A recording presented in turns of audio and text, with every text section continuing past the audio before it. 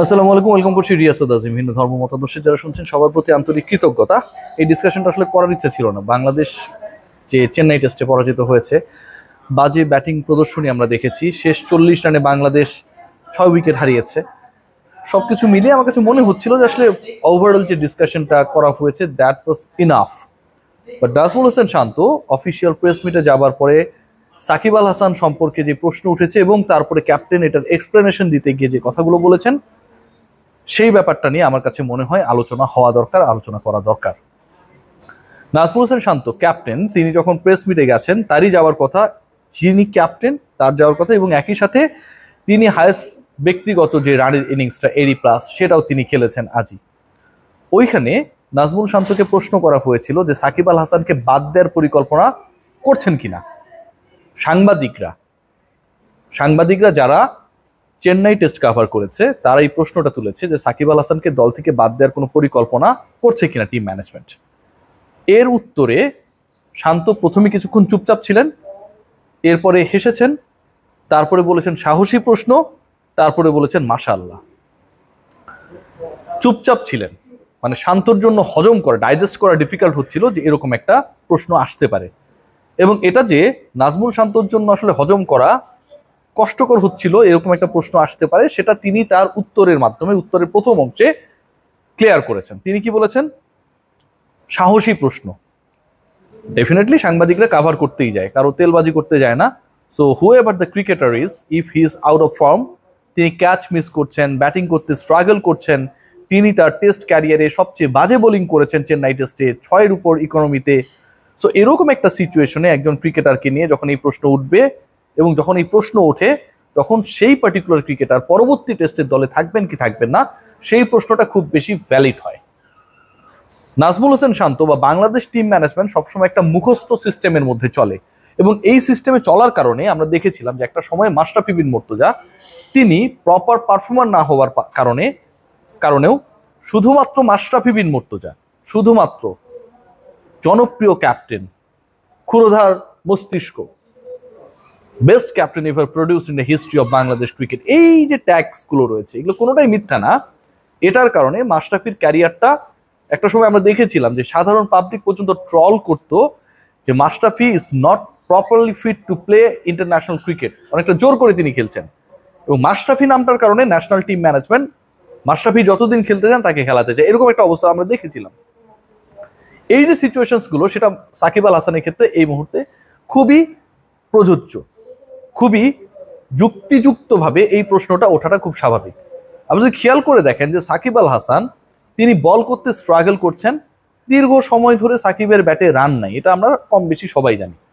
এই যে বল করতে স্ট্রাগল করছেন, আপনি যখন একটা দলের এগেনস্টে খেলবেন লাইক ইন্ডিয়া, সেই পার্টিকুলার দলের এগেনস্টে তো আপনি আপনার পরিকল্পনাটা এমনভাবে করবেন যেন তাদের ব্যাটিং ডিপার্টমেন্টকে আপনি অস্বস্তি দিতে পারেন। এই তো হিসাব সহজ। যেই দলের ব্যাটিং ডিপার্টমেন্ট ওয়ার্ল্ড ক্লাস, যেই দলের ব্যাটিং ডিপার্টমেন্টে রবিচন্দ্রন অশ্বিনও গিয়ে সেঞ্চুরি মারেন এবং তার টেস্ট ক্রিকেটে সেঞ্চুরির সংখ্যা 6টা, মানে ভাবতে পারেন যে এত পরে নামা একজন ব্যাটার কনসিস্টেন্টলি ব্যাট করছেন, দলে 6টা উইকেট চলে যাওয়ার পর 144 রানে, সেখান থেকে 199 রানে পার্টনারশিপ করে তিনি এবং রবীন্দ্র জাদেজা পুরো দলকে আসলে একটা অন্য ফ্লো দিয়ে দিলেন। এই যে ঘটনাগুলো ঘটছে বা ঘটে, তার মানে তাদের ব্যাটিং ডেপথ রয়েছে। যেই দলের ব্যাটিং ডেপথ রয়েছে, যেই দলের ব্যাটিং ডিপার্টমেন্টের 6, 7, 8 নম্বরের ক্রিকেটাররাও আসলে প্রতিপক্ষের জন্য অনেক বেশি হুমকি ক্রিয়েট করতে পারে, সেই দলের বিপক্ষে তো আপনার বোলিং ডিপার্টমেন্ট অনেক বেশি ক্ষুরধার হবে। আপনি প্রয়োজনে 6 জন বোলার নিয়ে খেলবেন। বাংলাদেশ দল খেলেছে ফ্রন্টলাইন 4 জন বোলার নিয়ে, এবং সাকিব আল হাসান তার নামের জোরে খেলেছেন। কাঁধে ব্যথা, হাতে বলের অনুভূতি পান না, এরকম সিচুয়েশনে একজন ক্রিকেটারকে একজন ক্যাপ্টেন যদি ক্যারি করে, সেই প্রশ্ন ওঠা কি স্বাভাবিক না? স্বাভাবিক। নাজমুল শান্ত সেটার উত্তর দেওয়ার চেষ্টা করেছেন, দেখেন কিভাবে, এবং এখানটাই কিন্তু কাউকে বঞ্চিতও করা হয়। আপনার যখন সাকিবের থেকে বেটার কন্ডিশনে, বেটার ফিটনেস নিয়ে একজন ক্রিকেটার রয়েছেন তাইজুল ইসলাম, আপনি তাকে বসিয়ে রাখছেন, এবং ডেফিনেটলি যখনই তাইজুল সুযোগ পেয়েছেন, পারফর্ম করেছেন, তাকে আপনি বসিয়ে রাখছেন, এটা এক ধরনের অন্যায়। শুধুমাত্র নামের কারণে এবং বড় ভাইদের ছোট ভাই হওয়ার কারণে বাংলাদেশ টিম ম্যানেজমেন্ট, ক্যাপ্টেন যেভাবে ঢাল হয়ে দাঁড়ান বড় ভাইদের সামনে, খুবই দুঃখজনক। নাজমুল শান্তর অ্যান্সারটা ছিল ঠিক এরকম, খুব সাহসী প্রশ্ন, মাশাআল্লাহ, যেটা আপনাদেরকে আমি বললাম। তারপর খেলোয়াড় সাকিবের মাঠের বাইরের পারফরমেন্স পাশ কাটিয়ে তিনি চলে গেলেন, গিয়ে বললেন অধিনায়ক হিসেবে আমি যেটা দেখি শুধু সাকিব ভাই বলে বলছি না, শুধু সাকিব ভাই হিসেবে বলছি না, আমি দেখি যে কে কতটুকু কষ্ট করছে কামব্যাক করার জন্য, যা যা দরকার যে কাজগুলো করছে সেই কাজগুলো করছে কিনা ঠিকঠাকভাবে, মানে কামব্যাক করার জন্য কোনো ক্রিকেটার ঠিকঠাকভাবে পরিশ্রমটা ঠিকভাবে করছে কিনা, প্রসেসের মধ্যে রয়েছে কিনা, দলের প্রতি ইন্টেনশনটা কি, এবং এই জিনিসগুলো আমি খেয়াল রাখি। আমি চেষ্টা করি ওই ক্রিকেটারকে দলকে দেওয়ার জন্য কতটুকু প্রস্তুত সেই ব্যাপারটা বোঝার জন্য।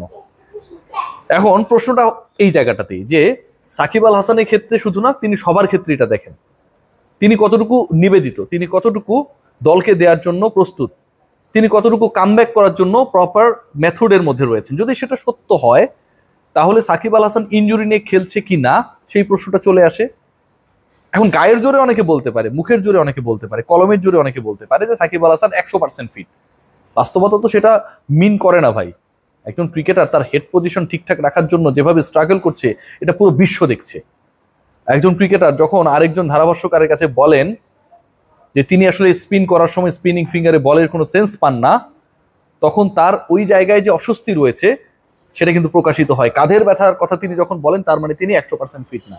সো ওই পার্টিকুলার ক্রিকেটার তিনি যতই প্রসেসের মধ্যে থাক না কেন ফিটনেস ফিরে পাওয়ার জন্য, তার থেকে তো সেই ক্রিকেটার সবচেয়ে বেশি সুযোগ পাওয়ার যোগ্য যিনি 100% ফিট, যিনি সাকিবের কাছাকাছি পারফর্ম করতে পারেন, যাকে দিয়ে ক্যাপ্টেন দলে কাজে লাগাতে পারবে। আমি তাইজুল ইসলামের কথা বলছি। আপনারা খেলালেনই না একজন ক্রিকেটারকে, আপনারা জাস্ট শুধুমাত্র তার স্ট্রং লবি নাই ন্যাশনাল টিমে, দায়িত্ব নেই আমি বলছি, জাস্ট শুধুমাত্র ওই যে কোর গ্রুপটা মেনটেন করে ন্যাশনাল টিমের ডিসিশনসগুলো, সেই গ্রুপের অংশ তিনি না। দ্যাটস ওয়াই আপনারা তাকে খেলাবেনই না। এই যে পছন্দ অপছন্দের জায়গা, যে আমি একজন যোগ্যতম ক্রিকেটারকে খেলাবই না, তারপরও আমি 50% ফিট একজন ক্রিকেটারকে খেলাবো, বাংলাদেশের ক্রিকেটের এবং বাংলাদেশের পারফরমেন্সকে বাধাগ্রস্ত প্রশ্নবিদ্ধ করার জন্য এই ধরনের মেন্টালিটি যথেষ্ট।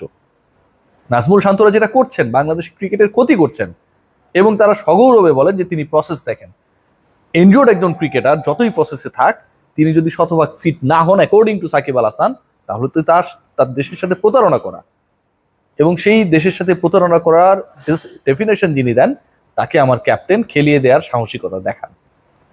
শুধুমাত্র পছন্দের ক্রিকেটার না, আমার গ্রুপের ক্রিকেটার না, হয়তো এই সেন্সগুলোর কারণে যখন একজন ক্রিকেটার ম্যাচে সুযোগ পান না, কোচের গুডবিকের ক্রিকেটার না হবার কারণে যখন একজন ক্রিকেটার ম্যাচে সুযোগ পান না, এর থেকে দুঃখজনক আসলে কিছু হতে পারে না। বাংলাদেশি ক্রিকেটে এটাই হচ্ছে। বাংলাদেশ দল রাওয়ালপিন্ডিতে অসাধারণ খেলেছে, জিতেছে, পাকিস্তানকে হোয়াইট ওয়াশ করেছে, কিন্তু ভারতে গিয়ে পরাজিত হলেও সেই পরাজয়ের মার্জিন আরো কমানো যেত। একজন ক্রিকেটারকে নিয়ে আপনি টেস্ট খেলাচ্ছেন, 2 ইনিংস মিলে বল করেছে মাত্র 21 ওভার, আপনি ক্যাপ্টেন, আপনি সাহস পাননি তাকে 53 ওভারের আগে প্রথম ইনিংসে বল করতে আনার। সেই ক্রিকেটারের নিবেদন নিয়ে যদি আপনি প্রশ্ন তোলেন, তাহলে আপনি কতটুকু প্ল্যান করার ব্যাপারে নিবেদিত বা একাদশ সাজানোর ব্যাপারে নিবেদিত ছিলেন, যে আপনার একাদশ এমনভাবে আপনি গড়ছেন যে আপনার দলের অনলি লেফট আর্ম অর্থোডক্স বোলারকে 53তম ওভারের আগে আপনি আনার সাহস পাচ্ছেন না। আপনার সেই নিবেদন প্রশ্নবিদ্ধ হয় নাজমুল হাসান শান্ত। সবাই ভালো থাকবেন।